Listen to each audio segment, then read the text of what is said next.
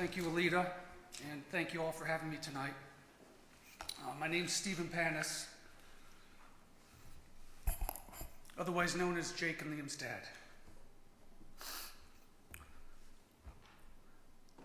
Author Washington Irving wrote, "There is a sacredness in tears. They are not the mark of weakness, but of power. They speak more eloquently than 10,000 tongues. They are the messengers of overwhelming grief, of deep contrition, and of unspeakable love." I may cry tonight. You may cry tonight. Together we may cry, but I want you guys to know that that's okay. Our vulnerability is our strength.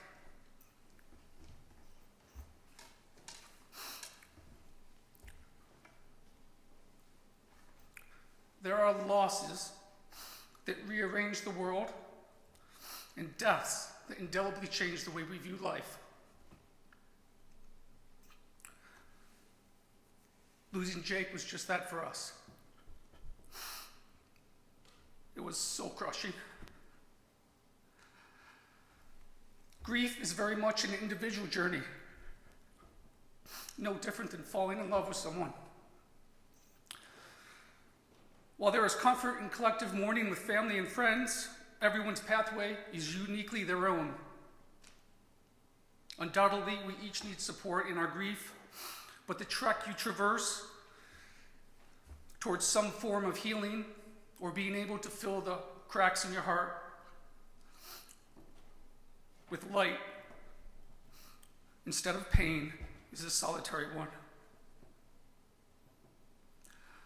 I realized that the only way forward for me was to embrace the way Jake lived and led his life. To honor the principles and positivity that captured Jake's true, authentic essence, and importantly, to carry forward his legacy of lifting up, inspiring, and serving others. So we established 2 college scholarship funds in his name in honor. One in South Dakota and the other at the University of South Carolina. Now Jake will forever lift up and inspire children and assist them in pursuing their college dreams. From a very early age, I began writing Jake post-it sticky notes most mornings. Each note contained an inspirational positive quote, chosen from an array of known and unknown personalities and sometimes even my own thoughts. I placed the notes directly on his lunch bag.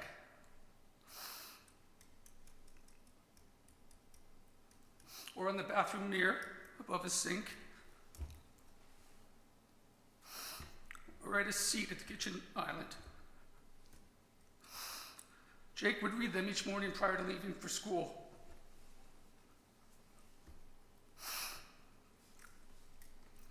The goal was simple: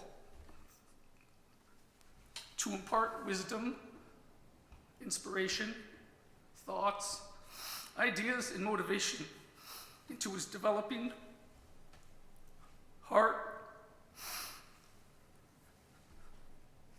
mind, and soul, with the hope that Jake would absorb and apply this to his life. Thankfully, he did. I'd like to share a few with you tonight and hope that they too stick with you as you move forward in your life.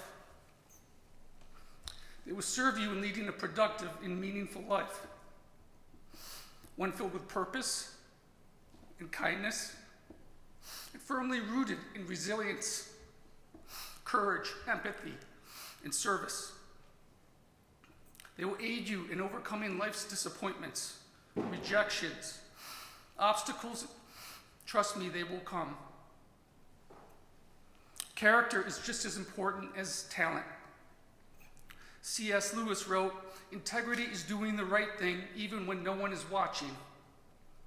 So whether we're building a friendship, a marriage, a team, or a business, integrity is a foundational pillar. Without it, you will undoubtedly fail. With it comes peace and confidence, meaningful relationships, and respect. Having integrity means we undoubtedly know the principles, the beliefs, and the values that define our being. Others will know what we stand for and what we represent, leaving no doubt as to our moral fiber. Our integrity will be tested time and again through the course of our life. And our choices, words, and actions will honestly reveal our ethics.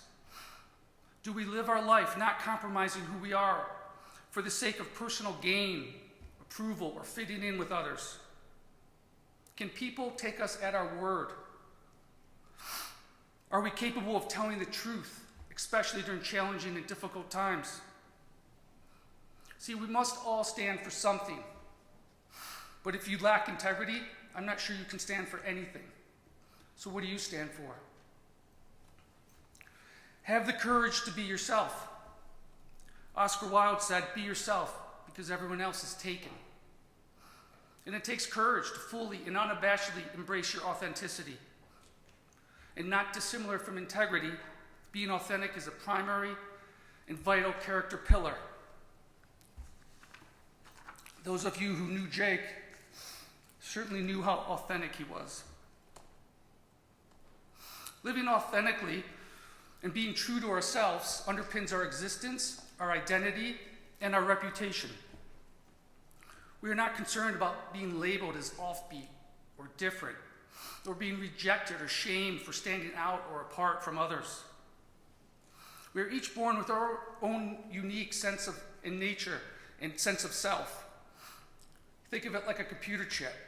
It's designed specifically and only for you. So you have a choice. You can either own it, use it, and flourish with it, or you can disregard it and you can throw on a mask and suffer the natural consequences of not owning who you are. Make no mistake about it, the genesis of authenticity is an instinctive desire that emanates from the heart more so than the mind. Herman Melville, the author of Moby Dick, once wrote, "It is better to fail in originality than to succeed in imitation." We shouldn't live our life the way someone else prefers or expects us to. Rather, we must discover our own truths and live by them. I read a great story the other day that totally encapsulates the meaning of authenticity, and it's from a book called Overcoming Life's Disappointments. There was this couple, they'd been married for about 4 decades, and sadly the wife became ill with Alzheimer's.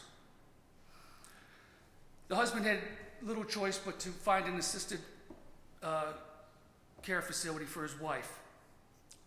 And he placed her there, and he visited her every day after day. Sadly, her condition worsened, and she soon no longer recognized her own husband. Yet he returned day after day, sitting with her, being with her, listening to her. Finally, a nurse pulled him aside, and she said, "Why do you come here every day? She no longer knows who you are." And the husband looked at the nurse and said, "Because I know who I am." Everyone has a desire to be authentic, but not everyone has the gravitas. Jake reminds us all that we're born with one obligation: to be authentically who we are. Care to serve and dare to be kind. Service and kindness are held as universally moral virtues in nearly every society. And importantly, the only requirement is to have a heart. The Roman writer Marcus Aurelius Seneca wisely wrote, "Wherever there is a human being, there is an opportunity for kindness." Taking the time to care, to serve, to be kind to someone can actually turn a life around.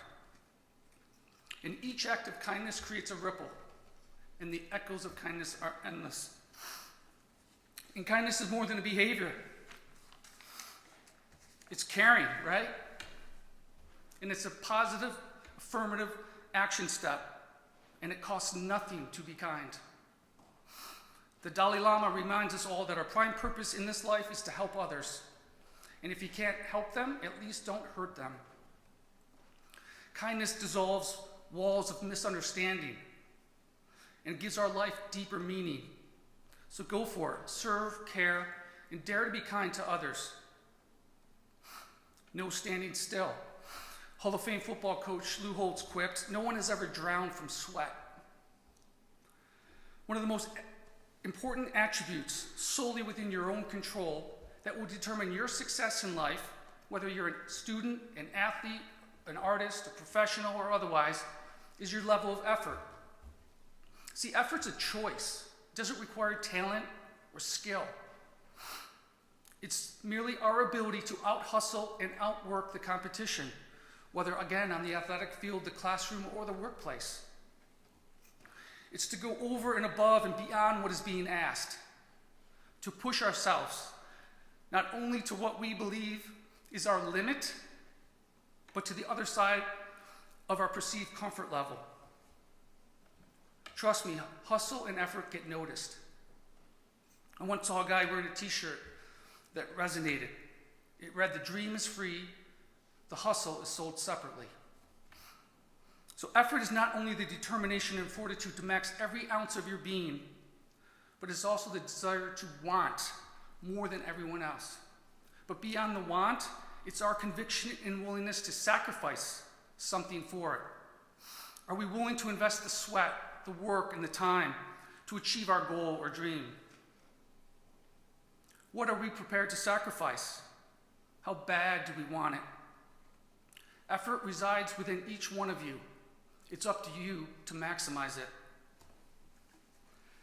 Life is uneven, and the ability to have an optimistic and positive outlook, even in the face of negativity and adversity, cannot be overstated. In his brilliant and universally revered book, Man's Search for Meaning, Viktor Frankl chronicled his experiences and survival as a prisoner in Nazi concentration camps during World War II. He coined the term tragic optimism. Optimism, defined as optimism in the face of pain, suffering, adversity, and death. His most enduring insight is, forces beyond your control can take away everything you possess, except one thing: your freedom to choose how you will respond to the situation. You cannot control what happens to you in life, but you can always control what you will feel and do about what happens to you. Later in the book, Frankl shares the story of a 17-year-old boy from Texas who broke his neck in a diving accident. He became paralyzed from the neck down. Later in life, the boy was asked how he made it through the accident and the adversity. His answer was that the accident broke his neck, but it didn't break him.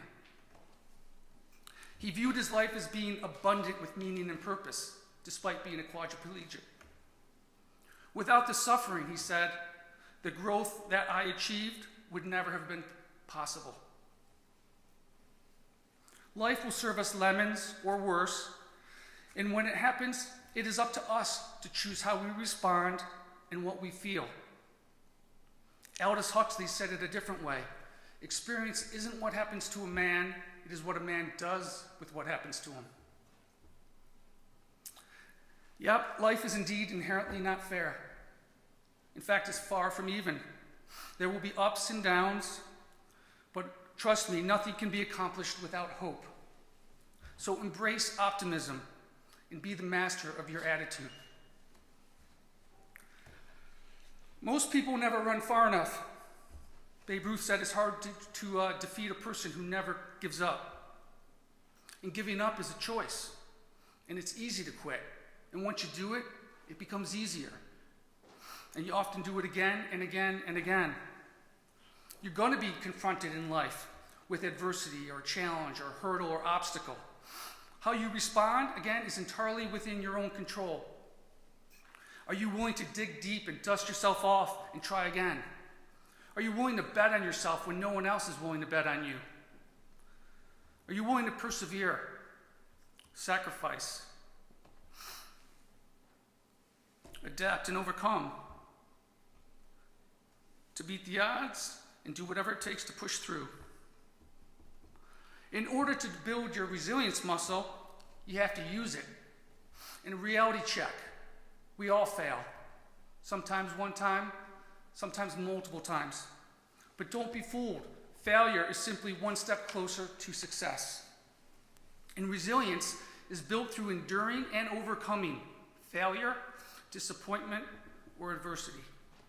There's a Japanese proverb that succinctly captures the spirit of resilience. Fall 7 times, stand up 8. Easier said than done, you say, right? Not really. You guys know who Jay-Z is, right? Well, in the early 90s, when he started out, there wasn't a single record label that would touch him. Nobody was interested. Undeterred, he created his own label and pushed out his own debut album, and the rest is history. And he's still pushing albums today. Retired NFL quarterback Kurt Warner had a dream, right? And he had led a very unconventional path to the NFL. He wasn't drafted. He received a tryout from the Green Bay Packers, and he was quickly cut. He began working at a grocery store, stocking shelves for $5.50 an hour. But he never gave up on his dream. He went on to star in the Arena Football League, and he earned another chance at the NFL. This time, he took advantage of it, and he became the only undrafted player to ever become the NFL MVP and Super Bowl MVP. Walt Disney was fired early in his career for not having good ideas. Can you imagine? Then his first animation company went bankrupt, but he didn't give up. Instead, he went on to create the iconic and multi-billion-dollar Walt Disney Company. What if Disney had quit? Steven Spielberg was twice rejected from the University of Southern California's School of Cinematic Arts. He simply became a renowned and celebrated film director, producer, screenwriter, and he's won 3 Academy Awards. Michael Jordan, arguably the best basketball player ever, was cut from his high school basketball team as a sophomore. So no matter where we are or where we find ourselves, keep going and never stop trying. The stories like this are endless. We just have to run far enough. So the next time we get knocked down or passed over or rejected or turned away, remember that our determination and fortitude to never ever quit will determine our fate. We will never realize the opportunity or what opportunity lies ahead if we quit. So don't ever, ever give up. The little things are the big things. We all possess big goals and dreams and aspire to attain them. Yet it takes small, often deliberate steps, and usually the encouragement and support of others for us to achieve them. Life unfolds one small step at a time. So don't be in such a rush to glide over them and past the little moments and the little things. Rarely are we lucky enough to take an escalator straight from a goal, idea, or vision to realization, or earn instantaneous results with a swipe of a finger or click of a mouse. Without each modest step, we will never reach the pinnacle. Have you all ever seen anyone climb a mountain in one step? I haven't. Whether it was a teacher, a coach, a minister, a mentor, a parent, or a friend, someone invested in us in our journey. Someone believed in us and pushed us and inspired us. They unselfishly gave of themselves.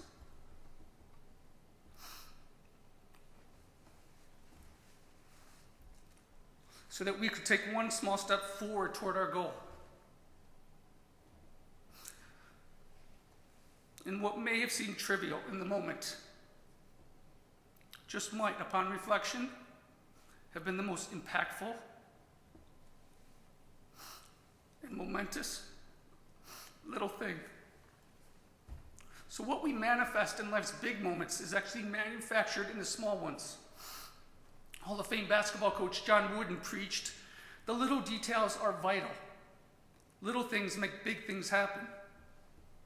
So be sure to honor and savor the little things in your life. They matter most. live, laugh, love. 3 simple words to guide you in your life.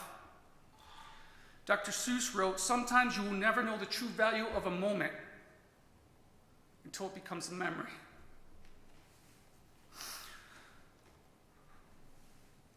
How many times have you heard the phrase, "Life is short," but you quickly return to your life, your thoughts, and your day-to-day minutia, failing to create any time for self-reflection?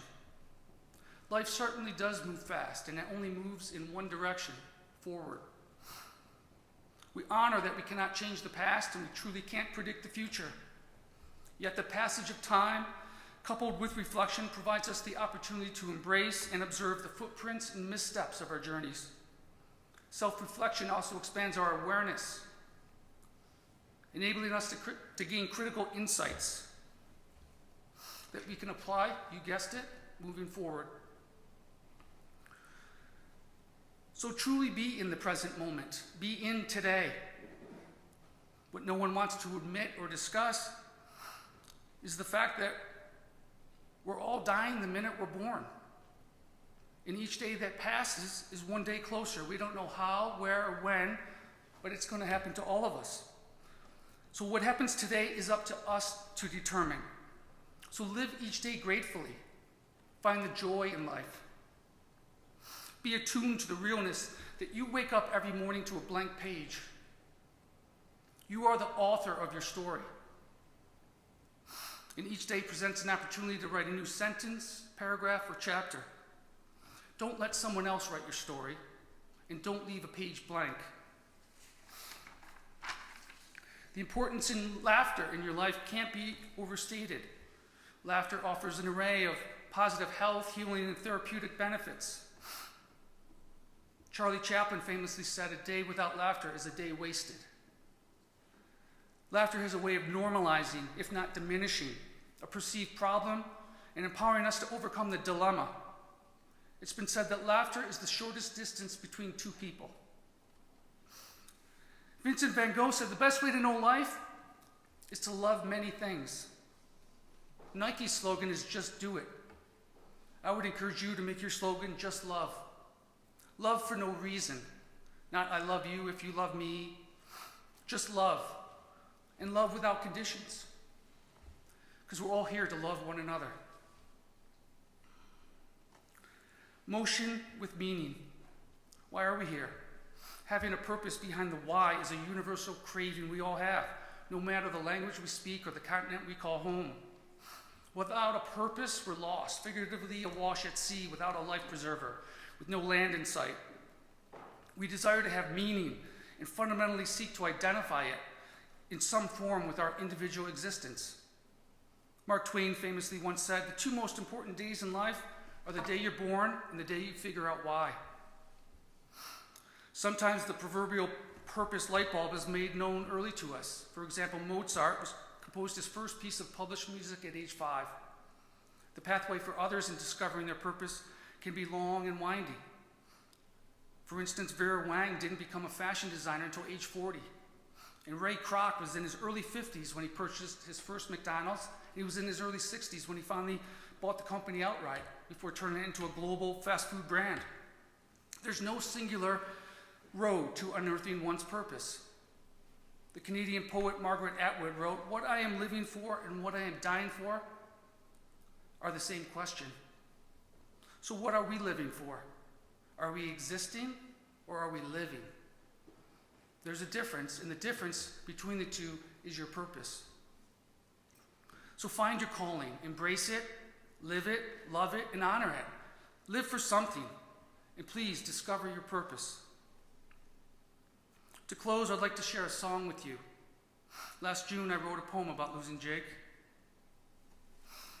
I shared it with an accomplished singer-songwriter, guitarist friend from New Orleans, Anders Osborne. And Anders gratefully used his gifts and talents to masterfully turn it into a song titled "Some Losses." Before the song plays, I'd like us to pause, bow our heads, and take a moment to quietly honor Jake.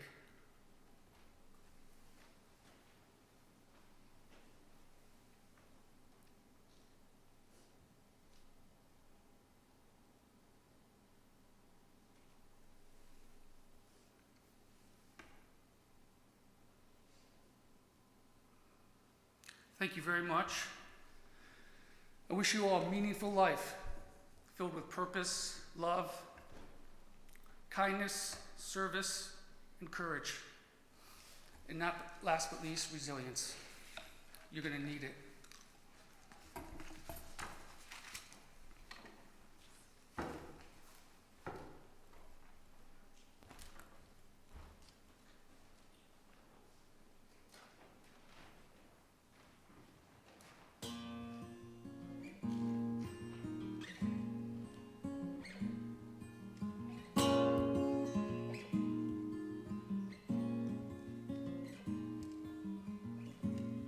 There are spaces in the mind,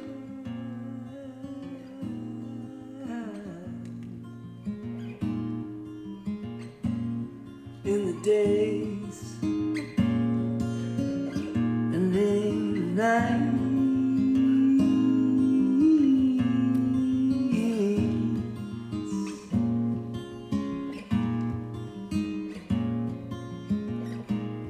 What will fill these cracks? Is it pain or is it light?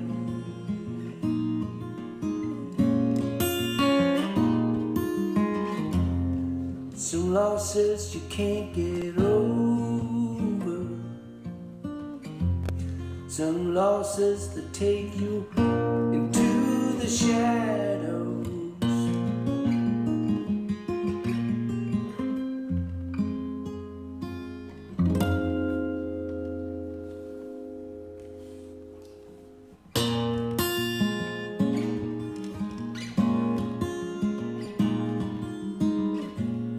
Yeah, the turns are different now.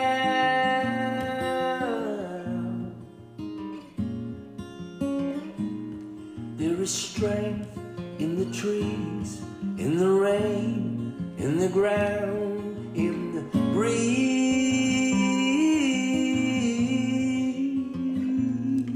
Somehow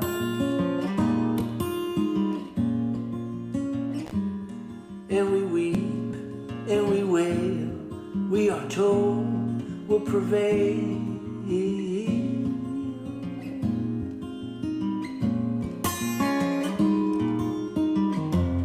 Some losses you can't get over, some losses they take you into the shadows.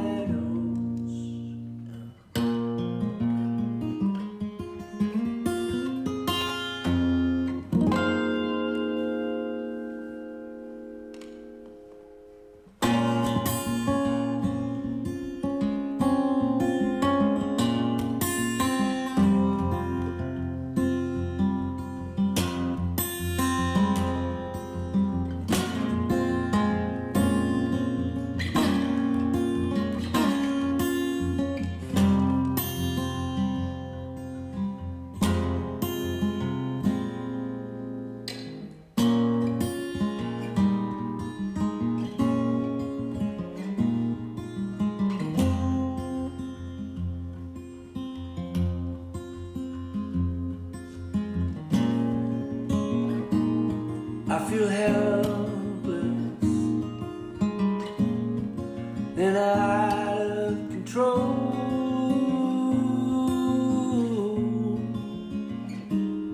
No, I can't say goodbye and I can't say hello.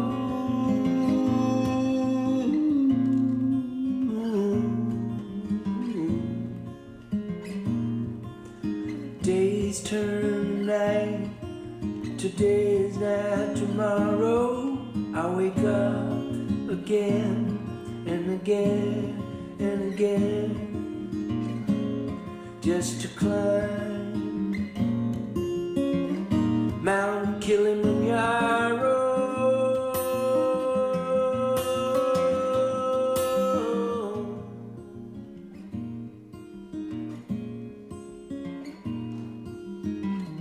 Some losses you can't get over, some losses takes you into